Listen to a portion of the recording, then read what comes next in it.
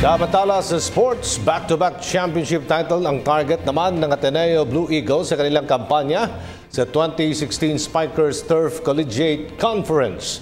Sa dulong nina star spiker Barca Espejo, Ish Polvorosa, Rex Intal at iba pa, napalapit na nanghakbang ang Oliver Almadro mentored squad na kanilang pangarap na muling makapasok sa Final Four ng Liga. Alamin natin ang adjustments at paganda ng Blue Eagles mula kay Kay Asuncion. Ang Ateneo Blue Eagles men's volleyball team na mapanatili ang paghahari sa Spikers Turf Collegiate Conference. Noong August 20 ay opisyal nang isinelyo ng Blue Eagles ang semifinal spot nang talunin nila ang UST Growling Tigers sa 3 sets, 25-16, 25-16 at 25-21. Bukod sa pwesto sa semis, malinis pa rin na 4 wins at 0 loss record ang dinapos na ng Katipunan-based squad sa ongoing tournament.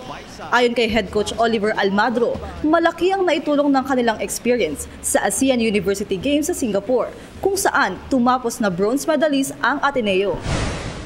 Meron kaming international exposure, and then yung mga players ko medyo intact pa naman, and then yung system namin, syempre pag tama yung system, hindi naman namin papalitan. Pero syempre, of course, kami nag-engage na ibang team. So we have to step up also. We have to be more consistent and be more hardworking. Kumbaga, yung effort namin, kung nag-champion kami last year, kailangan dobling pa rin namin yung effort namin para at least kung alam naman namin kami engage nung ibang team, mag-step up din kami, mag-level up din yung level namin.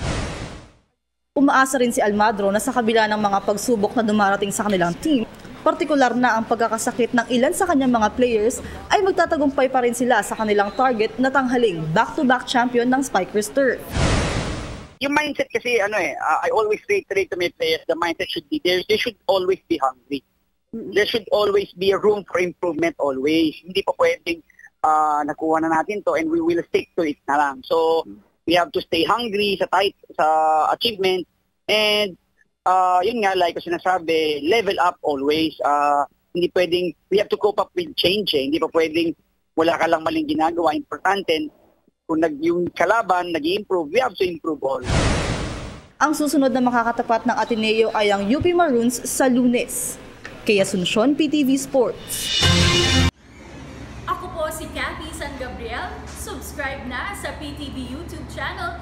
I-click lang po ang subscribe button.